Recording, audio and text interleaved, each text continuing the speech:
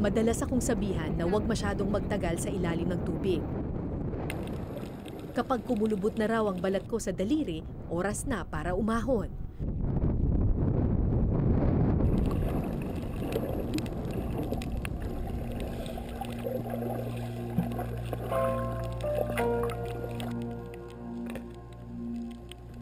Pero may mga bata sa Anda, Pangasinan na buong araw nagbababad sa ilalim ng dagat. Ang 12 anyos na si Joshua, matagal nang pinatanda ng karagatan.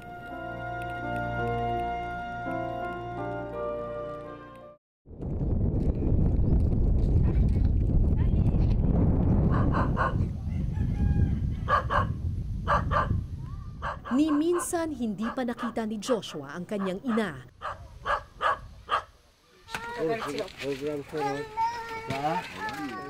Namatay ito sa panganganak habang isinisilang siya at ang kanyang kakambal.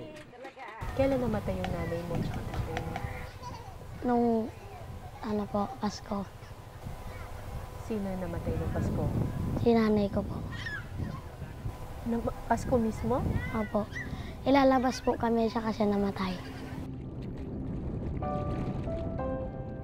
Maagang namulat sa buhay dagat ang bata. Maaga rin kasing kinuha ng mundo ang kanyang ama. Kaya sa edad na 7, napilitan si Joshua na maghanap sa dagat ng sariling pagkain.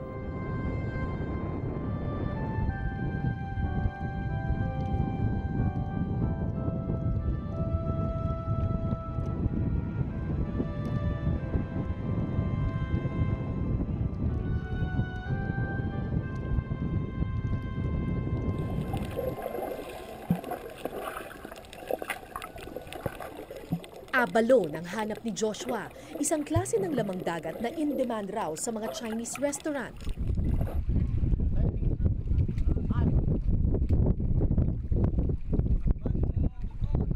Ang problema, nakasiksik at nakadikit ang mga ito sa ilalim ng mga bato. Madalang na lang po pag minsan yung abalon. Meron po yung marambangan mo at marami. Pag minsan wala, ganun. Bakit mas gusto mo yung abalon?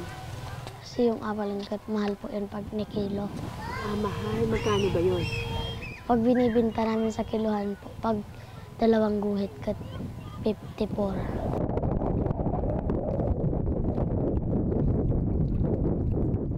Malakas ang amihan nung araw na iyon. Malikot ang buhangin, kaya mahirap makakita.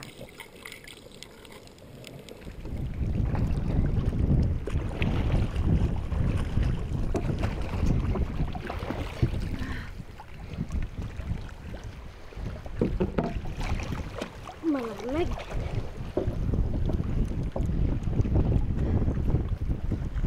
Ayaw mo na?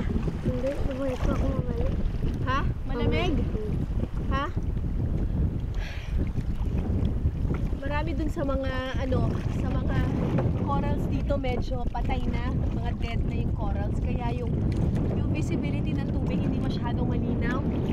Medyo malabo siya, parang powdery na kasi marami ng dead corals. Tapos malamig na malamig yung tubig.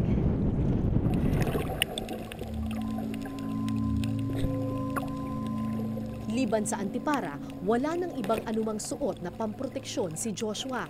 Nakayapak lamang siya habang naglalakad sa ilalim ng tubig. Kaya natakot ako nang makita ko ang isang pulutong ng sea urchin.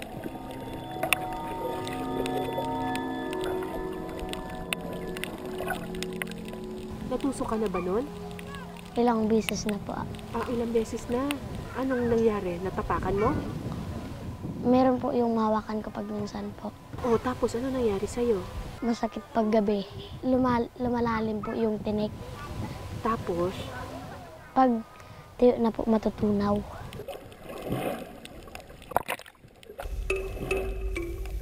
Peligroso man at labis na nakakapagod, hindi tumigil sa pagsisid si Joshua.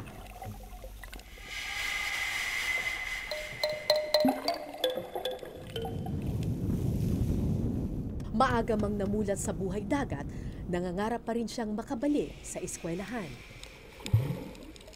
Bakit ka daw tumigil? Wala po akong masyadong gamit. Sa school? Opo, Anong klaseng gamit? notebook, lapis, ballpen po, kulang.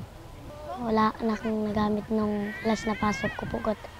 Isang papel na lang natira. Isang papel na lang natira. Opo, nung napuno yung di na ako pumasok. Nung napuno na ng sulat, Wala na po akong gamitin. wala bang pambili ng papel? Magkano lang ba ang papel?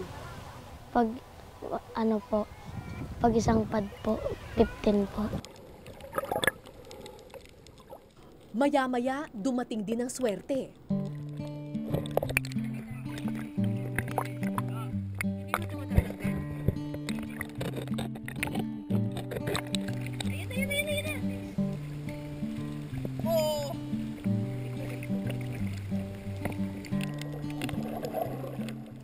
Kasabay ni Joshua sa pagsisid ang tatlo pa niyang kuya. Tulad ni Joshua, simula nang maulila sa kanilang magulang, napuwersa ang magkakapatid na tumanda at maging magulat sa isa't isa. Umabot ka hanggang first First year year. high school. Ba't ka tumigil sa pag-aaral? Nung nagkasakit po yung papa ko na na-atake po. Ako lang po yung tumigil na kasi kawawa naman po yung mga kapatid kong walang magbabantay po sa kanila. Saka walang lalaot sa dagat para Walang lalaot. no, Ilang taon ka lang nun? nung tumigil po ako 16. Makalipas ang 3 oras ng pagsisid, bumigay na ang katawan ni Joshua. Ipinagpatuloy na lang ng kanyang mga kuya ang paghahanap. Paano bang palatandaan kung saan makikita yung abalon? Yung flat na bato, ma'am. Kung minsan po yung mga malalaking bato rin na may pinagdadaanan po sila. Makikita po yung laway ng abalon, ma'am. Saan ba usually nakatira yung mga abalon? Sa malilit na ma'am. Sa malilit na corals, yung patay na corals.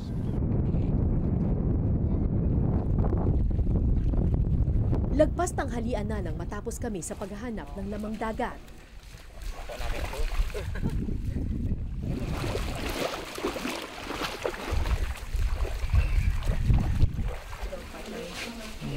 Siyam na abalon lamang ang nakuha ng magkakapatid. Agad itong ipinagpalit para sa kaunting barya. Magkano po ang ganito ang isa? Ay, paano po ba yan kinikilo? Ano po? Hindi na po, bali lang po yan, 90 pesos po.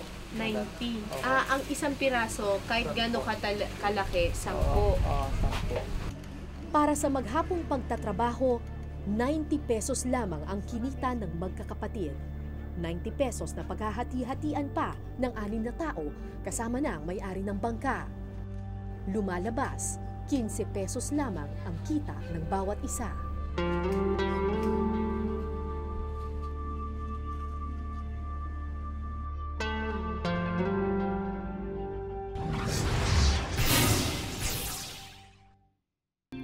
Lahat po ng pangarap ko para sa pamilya ko po. Para sa sarili. Hindi ko na po inaano yung sa sarili ko. Kasi, Basta sa mga kapatid ko na lang po.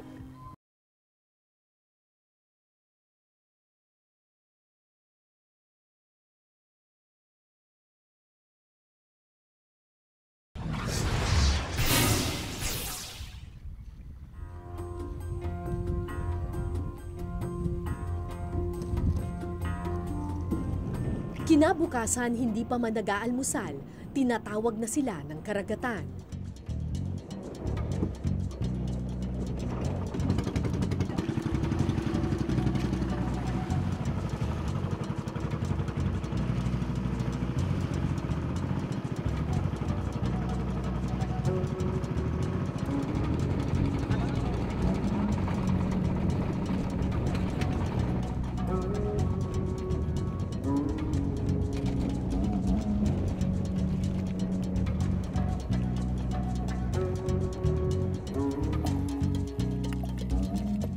Si Abel ang pinakamasipag sumisid sa kanilang magkakapatid. Ika-4 sa 9 na magkakapatid, 16 lamang si Abel nang maulila sa magulang. napakabait po sa amin ng mga magpulang namin. Hindi po talaga kami pinapabayaan, inaalagaan kami ng maayos. Yun nga lang po, talagang minalas lang.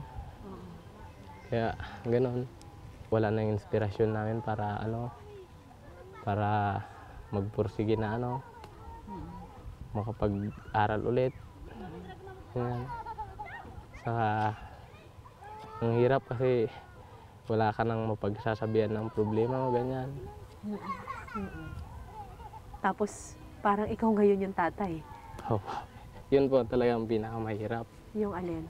Yung parang ikaw na yung sasalo sa ng tatay mo.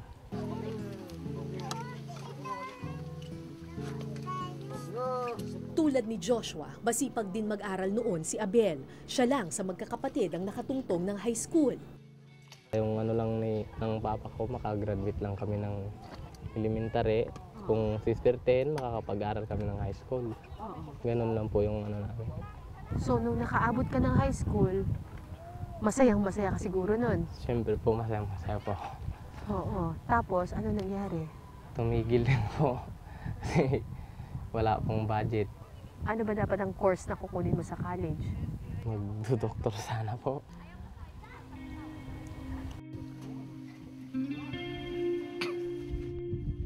Pero lahat ng pangarap, kailangang kalimutan, ngayong siya na ang tumatayong ama.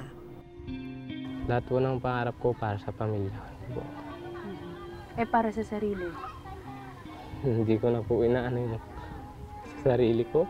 Kasi, Basta sa mga kapatid ko na lang po.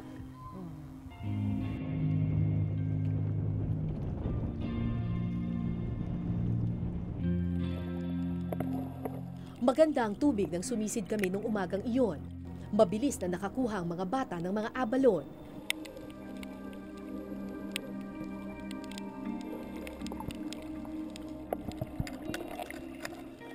Isa-isang binabaliktad ang mga bato, sinisilip kung may nakadikit na lamang dagat.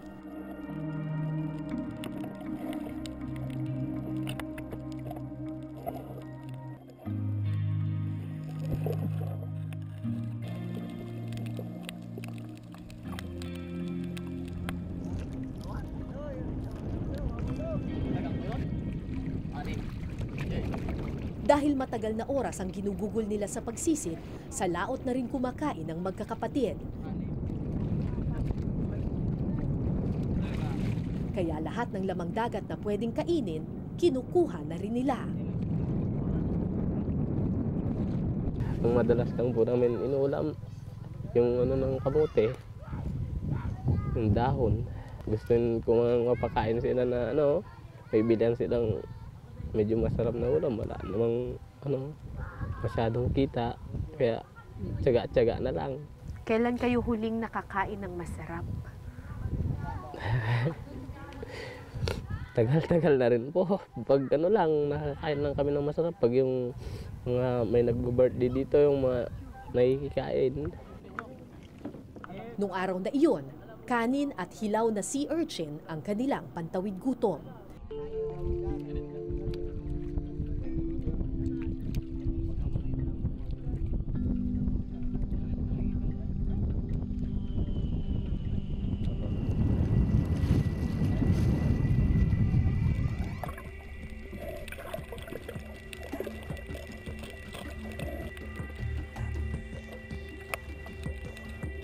Hindi madali ang kumuha ng sea urchin o panapana kung kanilang tawagin. Matalas ang tinik nito na may halong kamandag.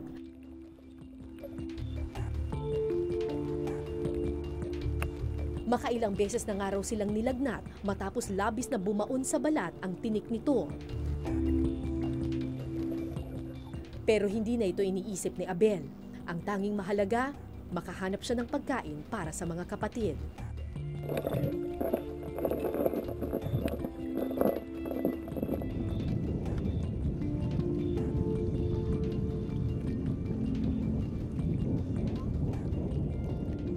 Hapon na nang matapos sila sa pagsisid. Buong araw sila sa laot kaya marami-rami ang nakolekta ng grupo.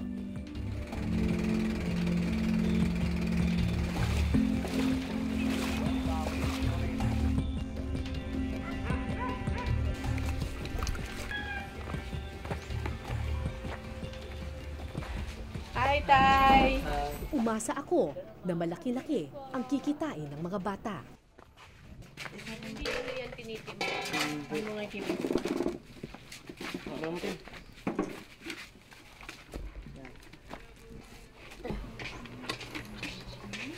16, 18, 20, Meron pa doon, Ji. 24, Tingnan mo doon. Pauli. 24, Meron pa doon sa pagkain na poor. Tapos yun pa. Eh yun din ba binibili rin? Oh, binibili ko ito. Piso isa? Piso isa yan. Oo, piso isa po. Laki niya, no? 6,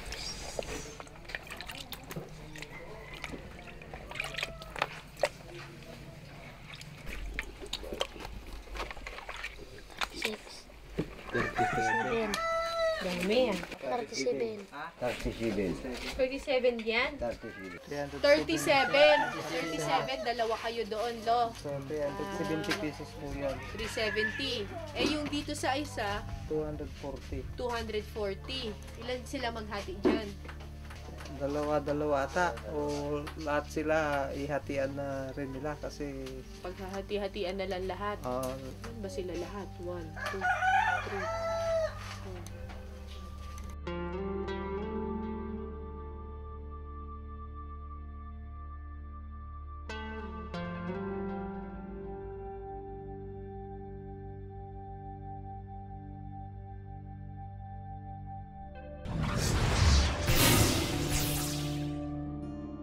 Kinagabihan, binalikan namin ang magkakapatid sa kanilang kubo. Kahit papano, batid kong sapat para makabili ng bigas at simpleng ulam ang kanilang kinita.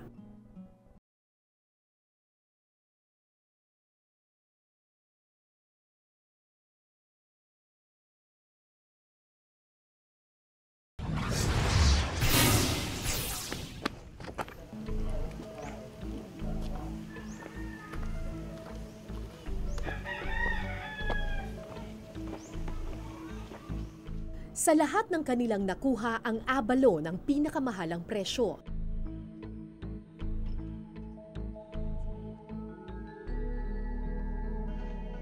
₱10 kada piraso.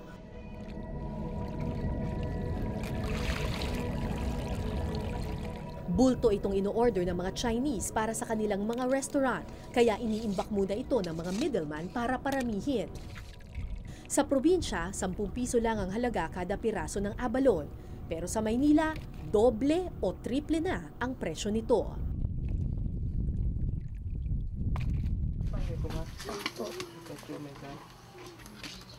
16, 20, Pauli. 24, Doon lang sa harapan yung pinako. Nandun lang ang lahat yun.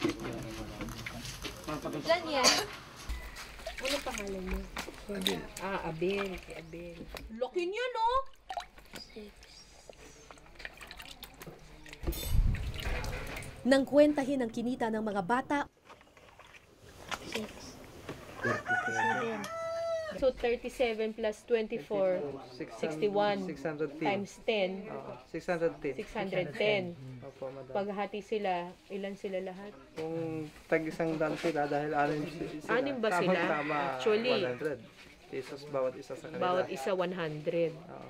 May pambili na sila ng bigas. Pwede na. Isang gatang. 246 tapos 370 po sa isa 37 pieces. So,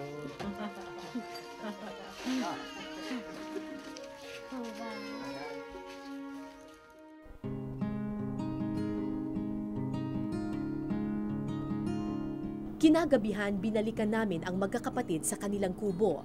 Kahit papano, batid kong sapat para makabili ng bigas at simpleng ulam ang kanilang kinita. Pero pagsilip ko sa loob ng kubo,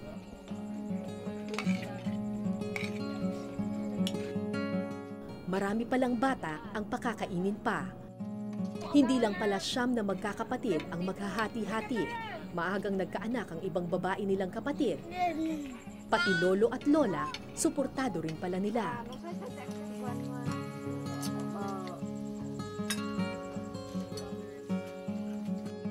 Nasa isang sulok ang panganay na sina Arnel at Abel. Sila na ngayon ang tumatayong magulang ng tahanan, kaya sila rin ang huling maghahapunan. Kung may matira man. Gaano kahirap para sa iyo na buhayin yung mga kapatid mo? Kayod lang mong kayod para mabuhay lang po sila, para may makain pang araw-araw.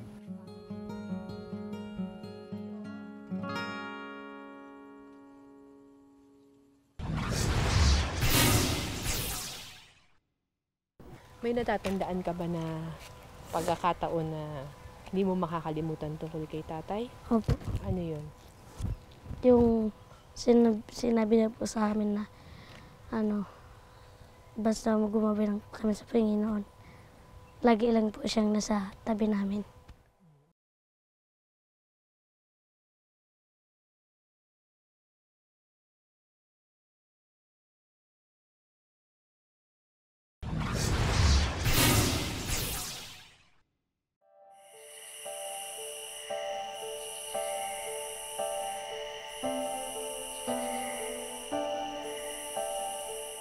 Pagkatapos ng hapunan, dumiretso sa isang sulok ang bunsong si Joshua. Simula nang maulila silang magkakapatid, araw-araw sa dalawang bagay na lamang umiikot ang mundo ng bata. Sa simbahan at sa karagatan.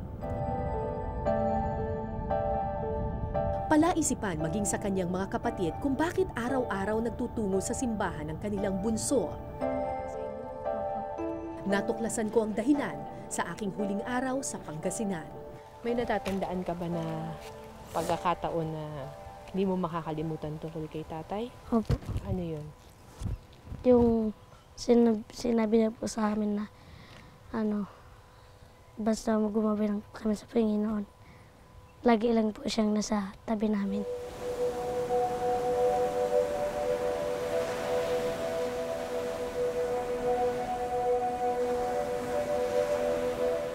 Pitong taon na silang inampon ng karagatan. Ito ang kumukop at nagpakain sa kanila sa gitna ng pangungulila. Pero ibigay man ng dagat ang lahat ng biyaya sa mundo, hindi nito kayang punan ang pangungulila ng puso. Kaya ka ba nagpupunta palagi sa simbahan? Opo. Parang feeling ko po nakasama ko si tatay ko nagsisimba. Ano yun? Parang feeling ko po nakasama ko si tatay ko nagsisimba. Kaya araw-araw kang nasa simbahan. Opo. Ako po si Cara David at ito po ang Eyewitness.